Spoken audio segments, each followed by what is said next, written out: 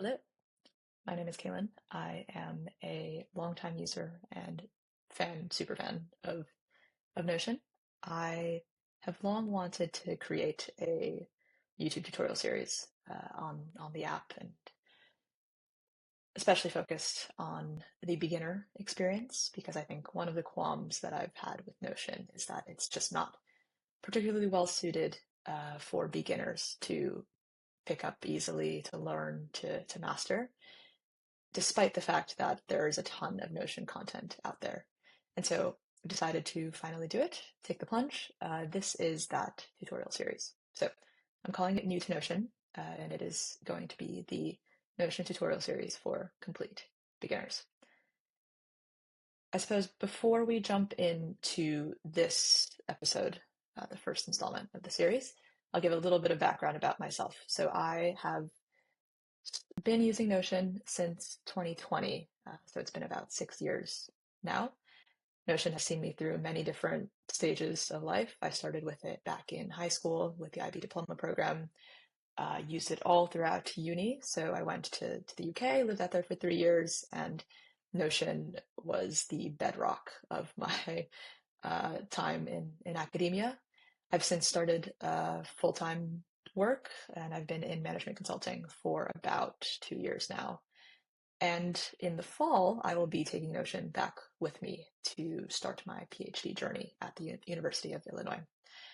So, needless to say, I've seen and used Notion in many, many different contexts, many different use cases, and I feel 6 years on, finally qualified to teach a bit about what I've learned, what's worked for me, and what I think I would want to know as a beginner. So, to dive right in, this is episode 1. I'm calling it What is Notion Anyway? Essentials for Beginners. So, just to cover off the agenda, or what we're going to cover in this video, we'll start with the age-old question, which is, should you use Notion? Why the answer to that might be no, and how we can change that to be yes, because Notion, in my experience, has been an utter lifesaver in many different aspects, and I don't know what I would be doing without it. Second is, what is Notion anyway? If you've clicked on this video, I'm assuming that you've heard of Notion. You might not have actually, downloaded the app, gotten into it, but we'll give a brief definition, and I'm hoping that you can't hear my dog barking in the background. Otherwise, I'll have to restart. So unfortunately, you could hear my dog barking in the background, and so I'm going to be refilming the parts that he barked through. I think we got up to point 2. So number 3 on the agenda is Notion's competitors. And I think one of the best ways of understanding what Notion is, what it does, is by understanding who it's competing with in the productivity software market. And finally, fourth, we will be talking about the wider Notion ecosystem. So I think I mentioned earlier, Notion has a very prolific community of content creators out there who, make YouTube tutorials like myself now, and who also create templates that they sell for Notion workspaces and that sort of thing. There's also a very active community of Notion users on Reddit, which we'll talk through when we get there at the end of this video. Luckily, he only barked through 2 slides. So first, the question, the big question, should you use Notion? And so I am starting a philosophy PhD. I love a good premise, conclusion, argument. And so here's one on this question. Premise 1 is that you should only use a productivity tool if it eliminates more friction than it introduces. Now, I'll let you decide for yourself whether or not you take this to be true. I personally do. So when I'm looking for, a new productivity tool or software, the question that I'm looking to answer is this, taking away more friction from my routine, from my workflow than it's adding? And if it's adding more, then I don't think that that's a good use of my time, a good investment. And so the logical conclusion from those 2 premises is that as a beginner, you should not use Notion because it does not fulfill premise 1. It introduces more friction than it eliminates. The goal of this series is to change that. So we're going to hopefully by the end of this series make it so that premise two is no longer true and that you as a beginner are able to use Notion essentially straight from the get-go and have it eliminate friction and make you more productive. So big goal. We'll see if we get there. I think this will definitely be a solid start, at least, on that journey to making premise two untrue, and therefore the argument not sound.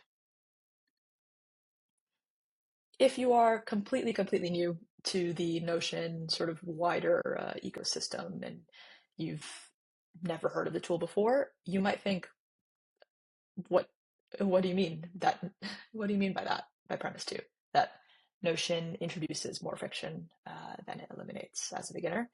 So I've included a couple of screenshots from a quick Google of Notion and sort of reactions from users, especially beginners.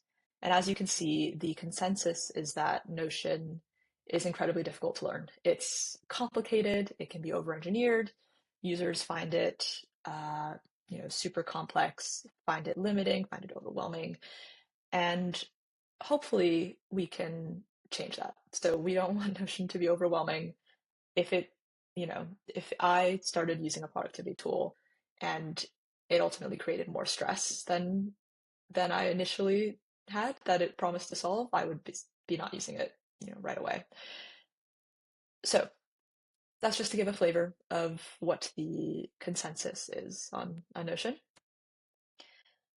To summarize a bit more as to why I think Notion introduces so much friction, I'm going to break these down into two categories. So the first is a bit about Notion's user base, and I include myself in this when I talk about the problems that we had and their impacts. That's me 6 years ago starting with Notion, and it's that people who are attracted to Notion are typically prone to something called shiny new toy syndrome, where you want to be productive, you want to have a system that works for you. And so you read a lot, you watch a lot of videos on, concepts like para, like second brain, and you see, oh, like Notion might just solve all of my problems.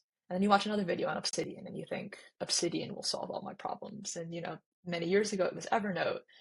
Years before that, I watched an Ali Abdaal video and it was Bear and it was so simple and it was going to solve everything.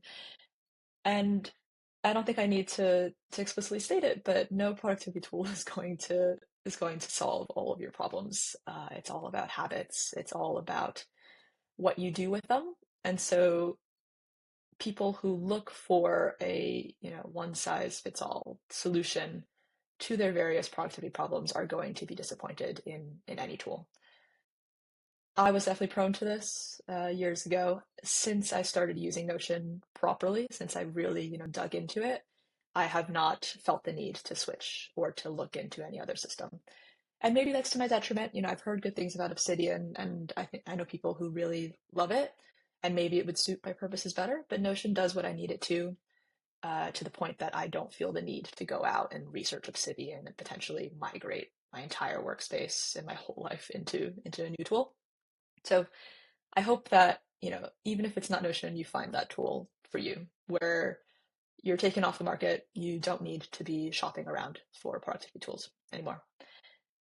The second problem with Notion's user base is that we have a habit of productive procrastination, is what I'm going to call it, at least, where, you set up a Notion page, and I'm going to assume that you know what that looks like, but if not, we'll get into that in the next video.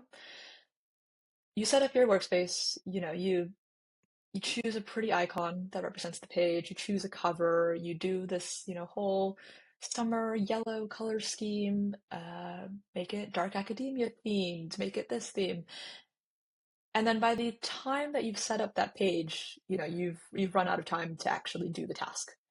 You're the kind of person who, maybe bullet journals and maybe spends hours every week, every month, setting up this beautiful series of spreads.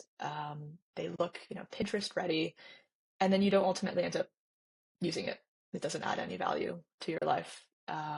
I am still, and formerly definitely, am a member of that community where it feels nice to get things set up, to get everything into their neat little boxes, all pretty, all aesthetically pleasing, and then you've procrastinated the thing that you really need to do. And so that's definitely a tendency of Notion's user base. And finally, the other problem is not necessarily a problem with users themselves, but it's that we're consumers in a massive, and by massive, I mean $62.5 million productivity industry as of 2024. And so because we're all customers to these productivity tools, they're trying to sell us things.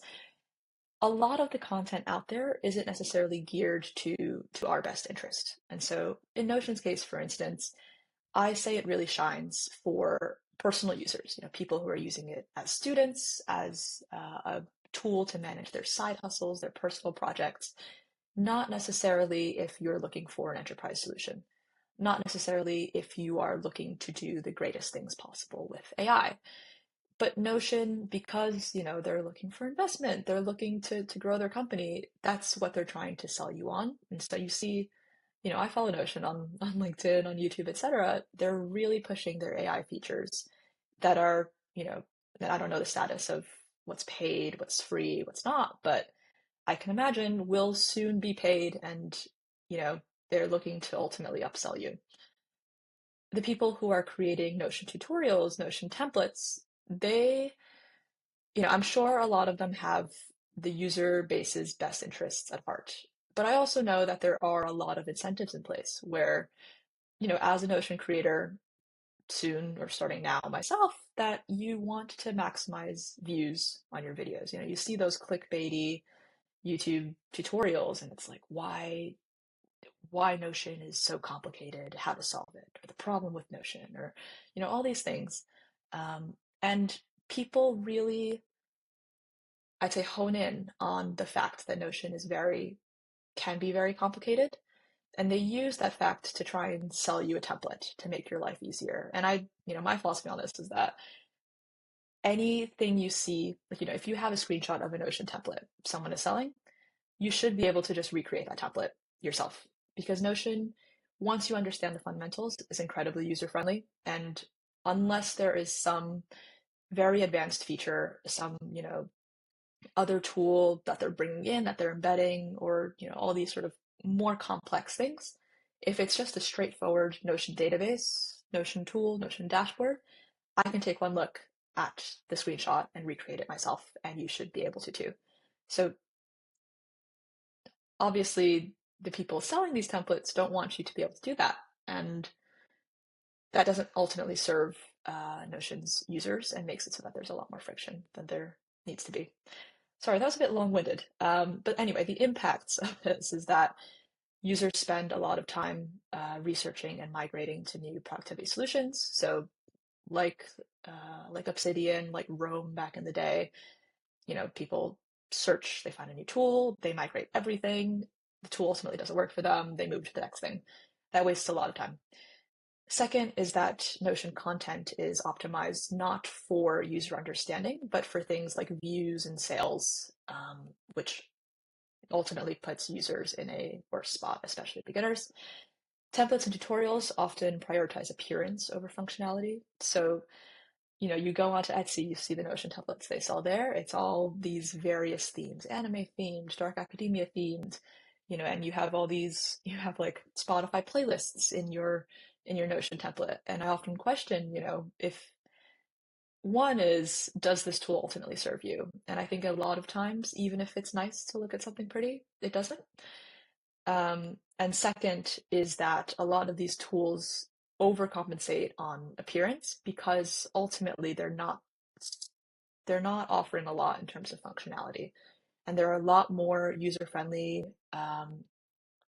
user experience geared ways of setting up a Notion workspace, a workflow that works for you.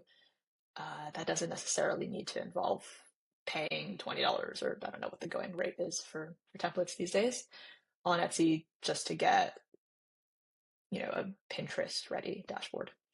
And finally, beginner workspace setups are often bloated and unnecessarily complicated as a result, because you watch, these Notion experts on YouTube walking you through their setup and you think, gosh, that looks amazing. I need that for myself. And you go to set it up